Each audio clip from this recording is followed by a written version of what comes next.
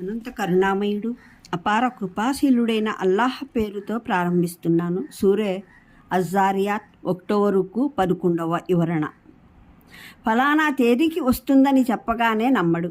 తేదీ నిర్ణయం అసలు వాదనకు ఆధారం ఏ విధంగానూ కాదు. దాన్ని తిరస్కరిస్తున్న వ్యక్తిని నమ్మించడానికి.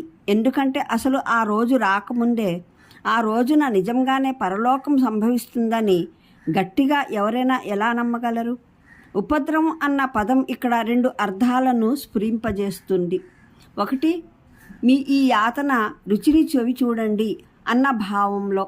రెండవది, మీరు ప్రపంచంలో లేపిన మీ ఉపద్రవం రుచిని ఇక చవి చూడండి అన్న భావంలో. అరబీ భాషలో ఈ పదంలో ఈ 2 అర్థాలకు సమానంగా అవకాశం ఉంది. తిరస్కారులు ఇంతకు ఆ ప్రతిఫల దినం ఎన్నడూ వస్తుంది అని అడగటంలో అసలు దాని రాకలో ఆలస్యం జరగటం దేనికి? మేము దాన్ని తిరస్కరిస్తున్నాము. దాన్ని తిరస్కరించినందుకు శిక్ష పడటం మాకు తథ్యమైపోయింది. అలాంటప్పుడు అది అసలు ఎందుకు రాదు అన్న భావము ఇమిడి ఉంది. అందువల్ల వారు నరకాగ్నిలో కాలుతున్నప్పుడు వారికి చెప్పడం జరుగుతుంది, ఇదో మీరు తొందర పెడుతున్న ఆ విషయం ఇదే అని. ఈ వాక్యంలో ఈ భావము దానంతటా అదే వస్తుంది. మీ చేత అవిధేయత వ్యక్తమవగానే అల్లాహ్ మిమ్మల్ని వెంటనే పట్టుకోలేదు. ఆలోచించడానికి, అవగతపరుచుకోవడానికి, సరిదిద్దుకోవడానికి సుదీర్ఘ వ్యవధినిస్తూ ఉండటం అల్లాహ్ కటాక్షమే. అయితే మీరు మటుకు తెలివి తక్కువతనమే చూపారు.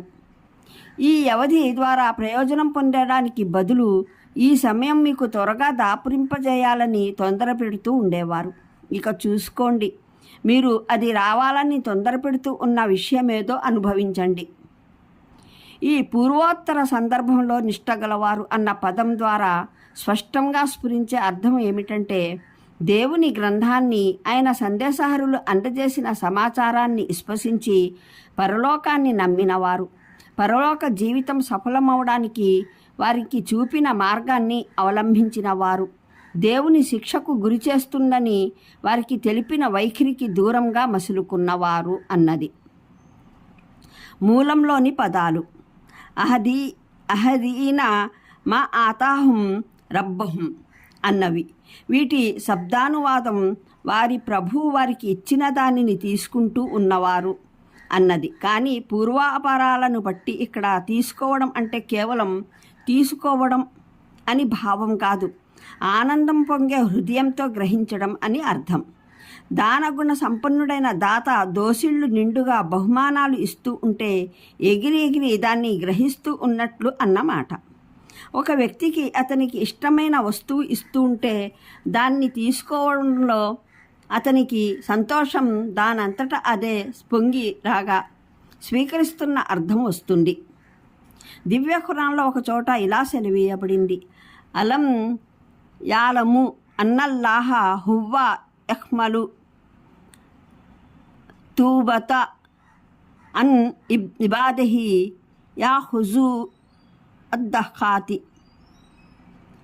వీరికి తెలియదా తన దాసుల పశ్చాత్తాప పరివర్తనను స్వీకరించేవాడు, వారి దాన ధర్మాలకు స్వీకృతిని ప్రసాదించేవాడు అల్లాహ్ మాత్రమేనని. అత్తోబా 104వ ఆయత్.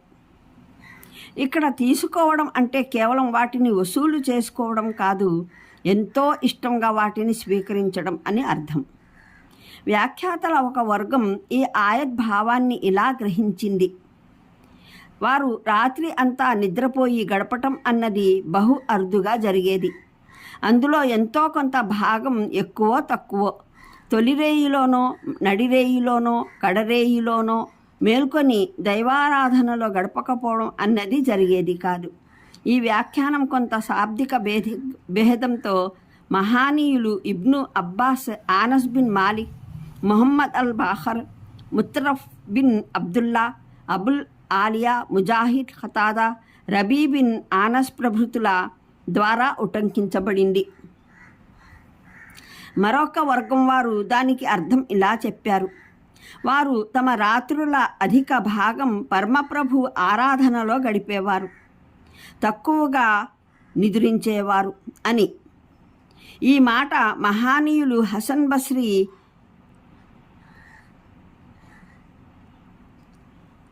అహమద్ బిన్ ఖైస్, ఇబ్ను షిహాబ్ జుహరీ ప్రభుతులది. తరువాతి వ్యాఖ్యాతలు, అనువాదకులు దీనికే ప్రాధాన్యతని ఇచ్చారు. ఎందుకంటే ఆయట్లోని పదాలు దాని పూర్వోత్తర సందర్భాన్ని బట్టి ఈ వ్యాఖ్యానమే ఇతోధికంగా సముచితమనిపిస్తోంది. ఈ కారణంగానే మేము ఈ అనువాదంలో ఇదే భావాన్ని అనుసరించాము. అంటే వారు తమ రాత్రులను పాపాలలో, అపరాధాలలో, నీతిబాహ్యమైన పనులలో గడుపుతూ ఉన్నప్పటికీ దైవ సన్నిధిలో క్షమాభిక్షను ఆర్థించాలని, ఇస్తగ్ఫారా చేయాలన్న ఆలోచననైనా రానటువంటి జనులు కారు. దీనికి భిన్నంగా వారు రాత్రులు చాలా ఎక్కువ భాగమే దైవ ఆరాధనలో గడిపేవారు. అయినా కడపటి ఘడియలలో తమ ప్రభు సన్నిధిన క్షమాపణను వేడుకునేవారు. ప్రభు, మేము మీకు దాస్యం చేయడం మాపై ఉన్న మీ హక్కు. దాన్ని నిర్వర్తించడంలో మా వల్ల లోటుపాట్లు జరిగాయని మనవి చేసుకుంటున్నాము అని. మూలంలోని హుమ్ యస్తఅఫిరూన అన్న పదాలలో ఒక సంకేతం ఉంది. ఈ వైఖరి వారికే శోభిస్తుంది అన్నది. ఈ దాస్య స్థానానికి వారే అర్హులైన వారు. వారు తన ప్రభువు దాస్యంలో ప్రాణాలొడ్డినప్పటికీ దానికి ఉబ్బిపోయి తమ సదా ఆచరణకు గర్వపడటం కాక రోధిస్తూ తమ లోటుపాట్లకు క్షమాపణ కూడా ఆర్థించటం వారికే తగు. పాపం చేసినప్పటికీ పైగా నీలుగుతూ ఉండే లజ్జావిహీనులైన పాపాతరుల వైఖరి మాత్రం ఇది కాజాలదు. మరో మాటలో చెప్పాలంటే, ఒకవైపున వారు తమ ప్రభువు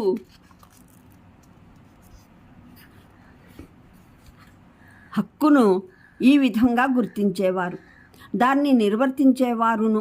మరోవైపున దాసుల ఎడల వారి వ్యవహారం ఇలా ఉండేది. దైవం తమకు ప్రసాదించినదేదో కొద్దో గొప్పో, అందులో వారు కేవలం తమకు తమ భార్యాపిల్లలకు మాత్రమే హక్కు ఉందని భావించేవారు కారు.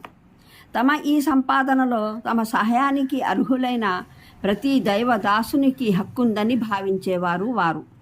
దేవుని దాసులకు సహాయం చేస్తూ ఏదో దానం చేస్తున్నట్లు చేసేవారు కారు. దానికి వారి కృతజ్ఞతలు ఆశించేవారు కారు. వారు తమ ఉపకార భావం క్రింద ఉన్నట్లు పరిగణించేవారు కారు.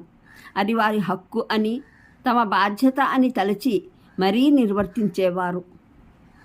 ఇంకా వారి ఈ మానవ సేవ తమ వద్దకు సహాయార్థులే వచ్చేవారి వరకే పరిమితం కాదు. ఎవరైతే తన ఉపాధిని పొందలేకపోయాడని వారికి తెలుస్తుందో అతని సహాయం కొరకు స్వయంగా వీరే వ్యాకుల పడేవారు.